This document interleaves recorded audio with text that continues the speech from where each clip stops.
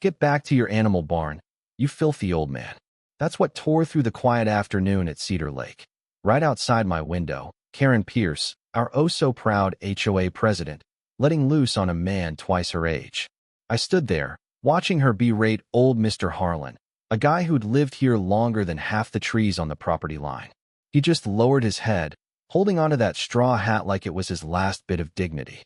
The neighbors were out in force, phones out, filming, laughing, egging her on. Another day, another Karen show.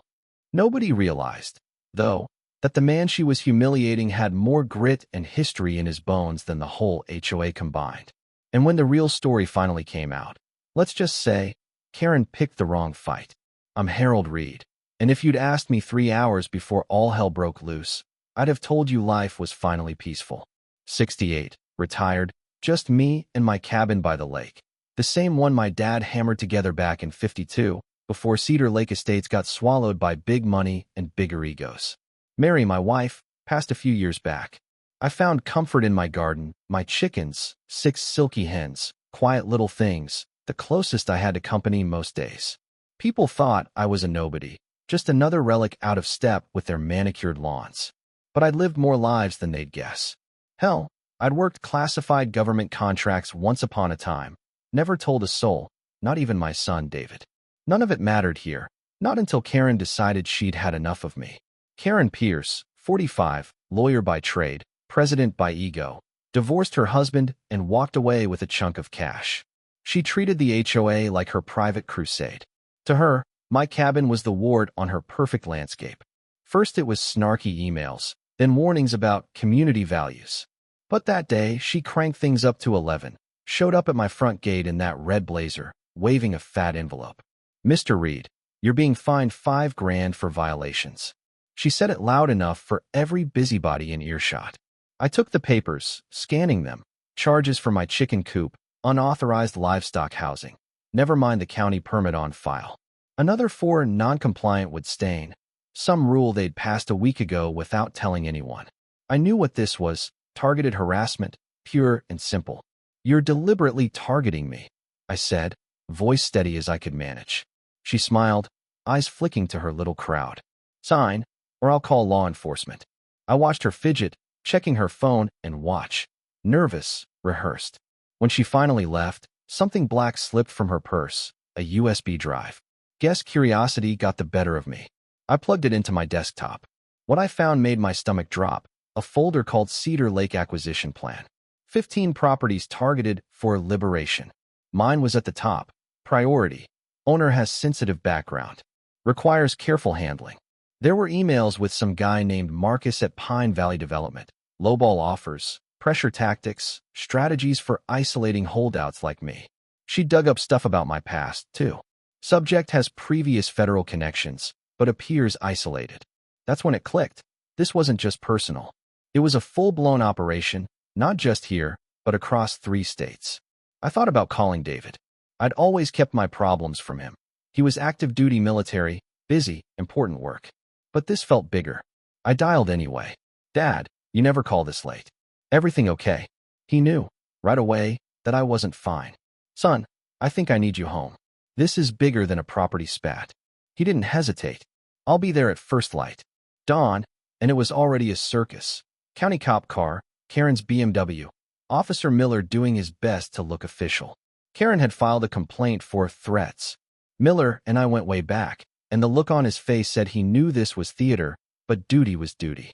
Karen recorded everything, drama queen that she was. Officer, he glared at me in a threatening manner. I almost laughed, but the sight of that police cruiser in my driveway. Well, it was clear. She wanted the whole community to see me as a problem. Miller took notes, apologized with his eyes. By sundown, Karen had called an emergency HOA meeting. I showed up, hoping to keep things sane. She'd made a PowerPoint, for crying out loud. Charts, stats, even a giant photo of my chicken coop. Unregulated agricultural activity, she called it, making up data about property values dropping. Some folks nodded along, others looked confused. But then Mrs. Wilson, neighbor, friend for 2 decades, stood up and claimed my coop stank up her whole side of the house. Then Davis piped in about noise at dawn.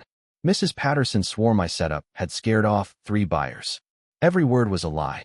My chickens barely made a peep, and the coop was spotless. But the chorus grew, all echoing Karen's talking points. After, I caught Mrs. Wilson in the parking lot, whispering into her phone. Karen promised to cut my HOA fees if I spoke up tonight. Harold's always been a good neighbor, but I need that money. The next day, Karen showed up at my door, feigning concern. I've reviewed Mary's will. She wanted the property maintained.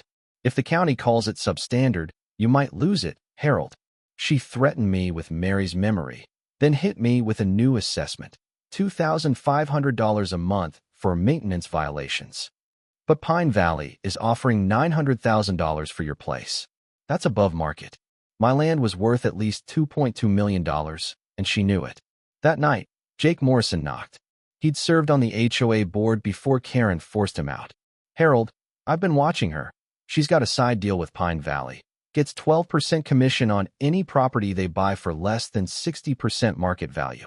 She's pulled this scam in California, Nevada, Arizona, driven people to bankruptcy, even suicide. It all sank in.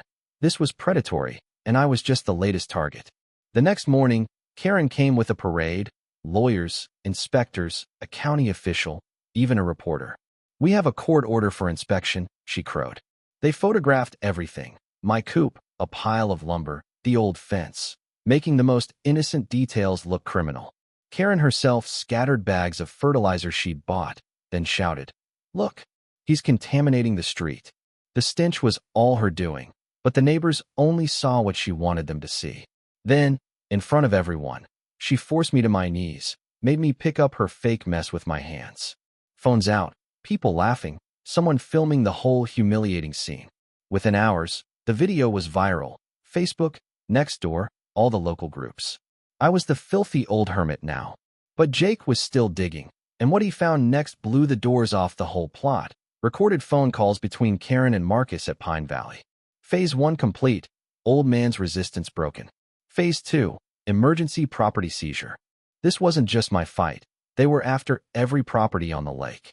That night, after one more call with David, the convoy rolled in, black SUVs, military plates. David stepped out in full uniform, 82nd Airborne, ribbons everywhere. The neighborhood practically stopped breathing.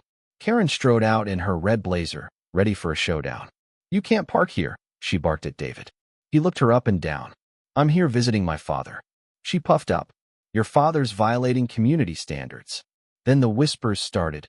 "Is that General David Reed?" The mood shifted fast. Karen, not knowing when to quit, rattled off my violations, showing David a stack of paperwork. He flipped through it, then called someone. "Colonel Martinez, need you to contact Judge Advocate General's office."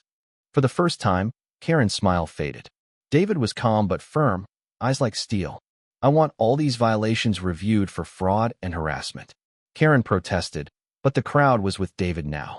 Inside, David spread out maps, documents, a timeline. "Dad, every escalation started after you refused Pine Valley's offer. This is psychological warfare." He called in an old friend, Colonel Rebecca Martinez, Chief Legal Officer for JAG. Within hours, they uncovered the real game.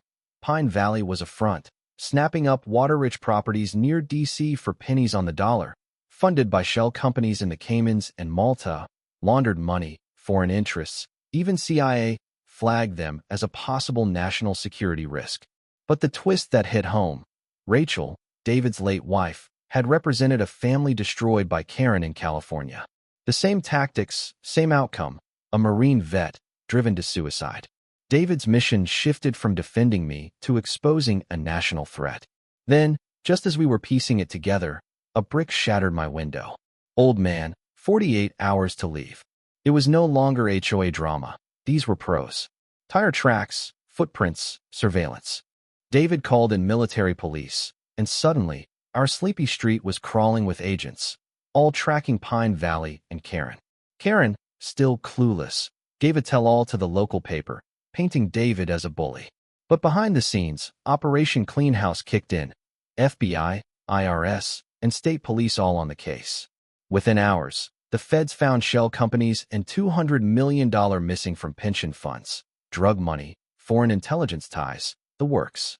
As the investigation closed in, Karen cracked. She showed up at my door, pale, shaking, USB in hand. David, they'll kill you both if you don't stop. This has never been just about property.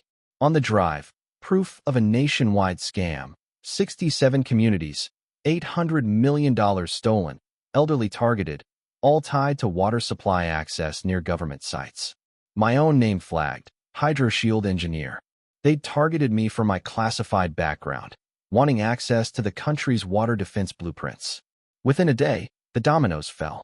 FBI raids across a dozen states, 73 HOA scammers arrested, Pine Valley's assets frozen. Turns out, it was bigger than real estate, money laundering, cartel ties, even foreign espionage. Karen, Marcus, and the rest, all in custody. 6 weeks later, federal court was standing room only. News cameras, victims, every neighbor who'd ever watched Karen work. Judge Williams, a retired Navy captain, played the video of my public humiliation. Not a sound in the room as the reality sank in.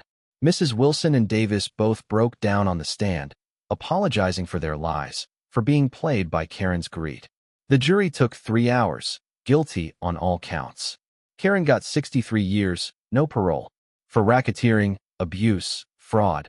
She won't see sunlight as a free woman again. A year later, my garden's alive again. The sound of my chickens now a gentle reminder that kindness and community matter more than any HOA regulation.